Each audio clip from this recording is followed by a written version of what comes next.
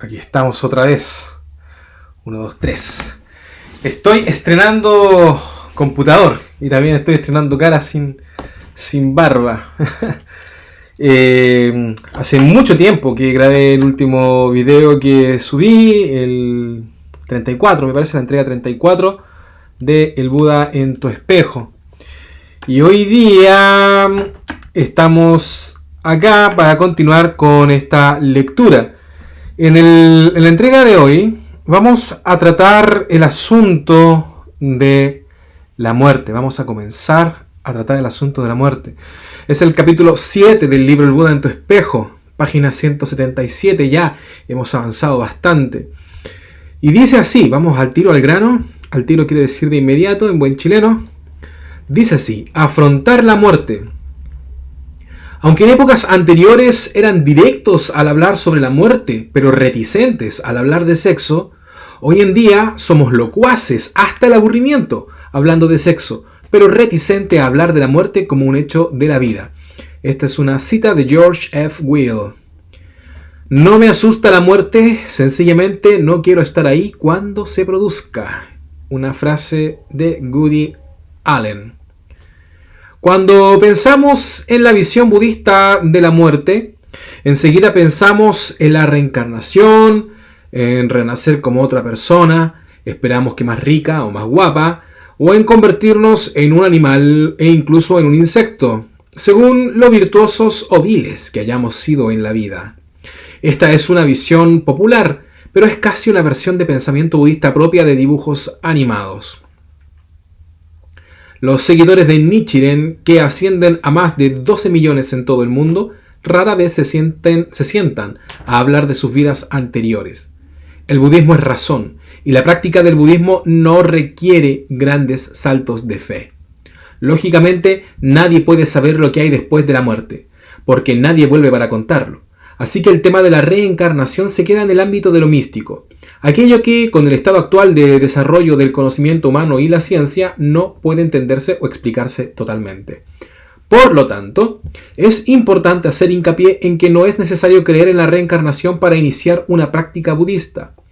Aunque los detalles específicos del renacimiento, en qué forma y cuándo se produce, no pueden saberse en última instancia, el budismo que se describe en este libro destaca la importancia de tener una visión de conjunto, el descubrimiento de la eternidad de la vida dentro de uno mismo.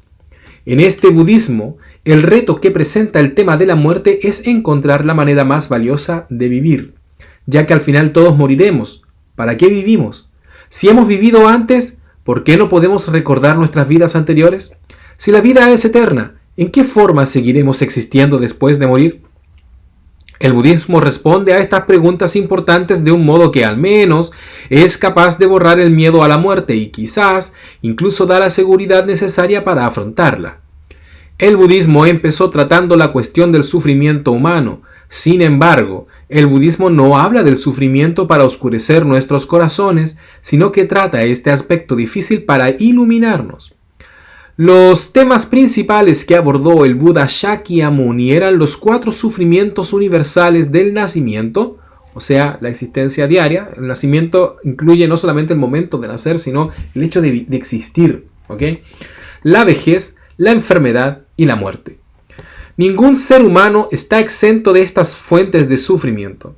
Puede decirse que los 3 sufrimientos fundamentales están relacionados con el sufrimiento esencial de la muerte. Tal como describió Daisaku Ikeda, el hombre es el único ser consciente de su muerte mucho antes de morir y el único que tiene el privilegio de vivir con esta conciencia. Todos los demás seres son igualmente mortales, pero llegan a la muerte solamente con una conciencia mínima de esta realidad. A este respecto, el hombre está dotado con una prerrogativa especial para prehender su propia muerte, y por eso puede paralizarse con el miedo y la preocupación. Ningún ser vivo puede escapar a la muerte. La muerte puede extender una sombra oscura sobre el corazón humano, recordándonos muchas veces la naturaleza finita de la existencia. Por muy limitada que sea nuestra riqueza o nuestra fama, por muy imperecedero que sea nuestro amor o nuestras relaciones. La realidad de nuestro fallecimiento final puede menoscabar nuestra sensación de bienestar. El miedo a la muerte está fuertemente arraigado en muchas personas. Puede debilitar la base de nuestras vidas, provocar preocupaciones, sufrimiento y tormento. Al mismo tiempo, si la base de nuestras vidas es poco firme, pueden ponerse de manifiesto diversos problemas espirituales y emocionales. He aquí un círculo vicioso en la mente y el corazón provocado por la aprensión a la muerte. Nichiren comprendió que nuestro miedo a la muerte afecta profundamente a nuestra salud y felicidad. Escribió: primero deberíamos aprender sobre el tema de la muerte y luego estudiar todas las demás cuestiones. Para Nietzsche el asunto de la muerte era tremendamente importante y especificaba que era quizá más importante que los demás temas. Debería ser lo primero, ¿cierto? Yo en general no hablo mucho de la muerte y de las reencarnaciones y todos estos asuntos en los audios que he entregado. Bueno, aquí mismo lo dice, ¿cierto? Nos invita a que podemos incluso conectar con la práctica budista y con las creencias fundamentales del budismo sin necesariamente creer en la reencarnación, porque, bueno, seguramente para el autor de este libro y también para un servidor aquí presente, el asunto importante con respecto del budismo no es si creen o no en la reencarnación. De hecho, esto es un tema muy importante para mí, porque también dentro de la cosmología budista, bueno, ustedes saben, lo hemos mencionado antes, que el budismo es una religión o una filosofía que ha ido creciendo, mutando, ramificándose a través de la historia en diversas escuelas, diversas expresiones, ¿cierto? Y algunas de ellas no coinciden en un 100% en todos sus aspectos cosmológicos. O sea, hay corrientes budistas que creen, por ejemplo, en la existencia de dioses o entidades, ¿cuál sería la palabra? Espirituales, ¿cierto? Que habitan este mundo, cohabitan este mundo junto a nosotros. El budismo de Nichiren Daishonin no lo menciona demasiado. No es que no lo crea, pero tampoco es que lo defienda tanto. Perdón, me tartamudeé un poco.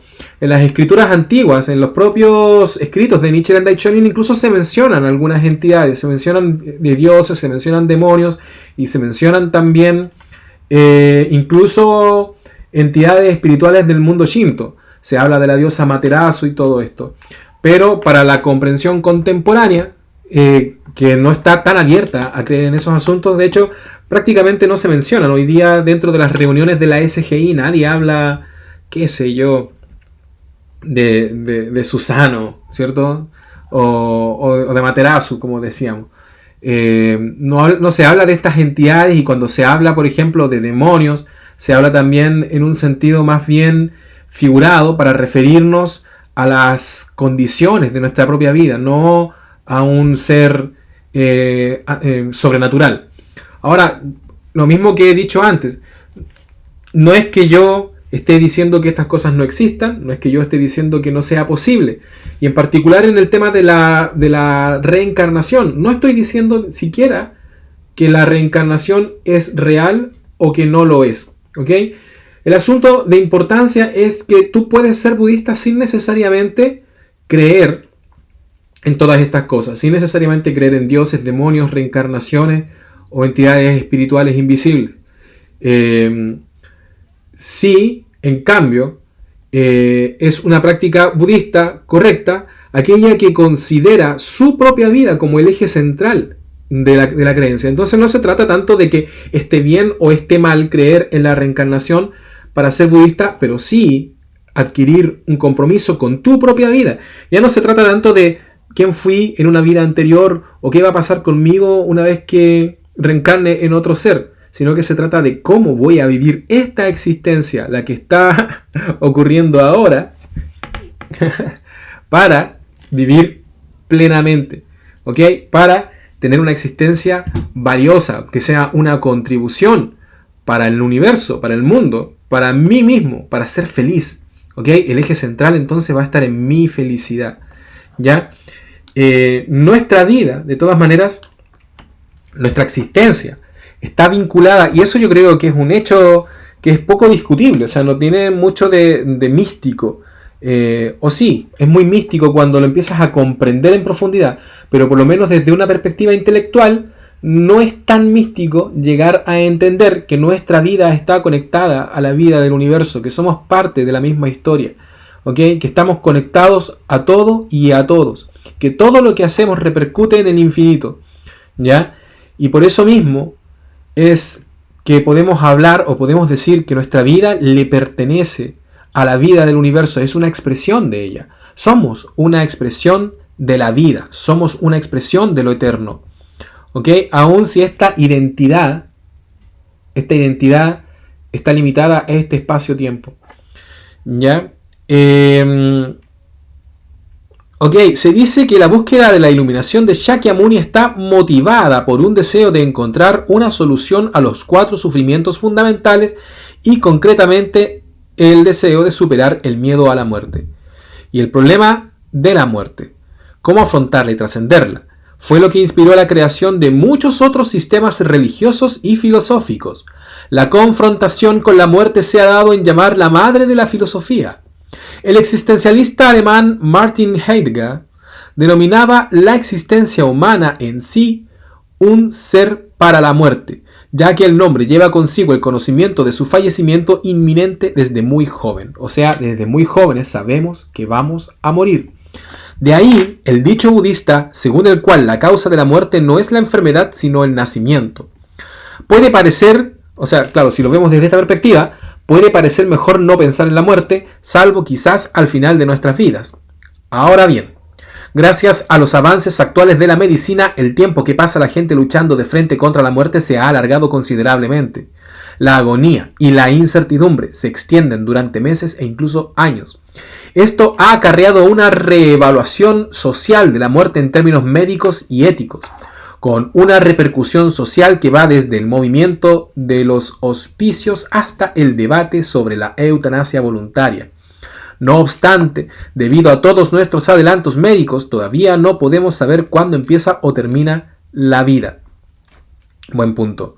Gran parte de la incertidumbre y la inestabilidad que vemos en la sociedad contemporánea puede tener su origen en la incomprensión de la muerte.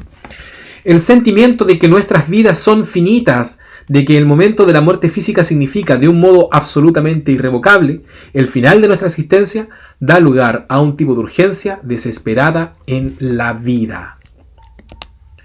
Vamos a ver cómo estamos de tiempo. Llevamos 12 minutos. Esta vez lo voy a dejar hasta aquí y les agradezco mucho me hayan acompañado durante este ratito. Nos vemos en la próxima entrega. Chao.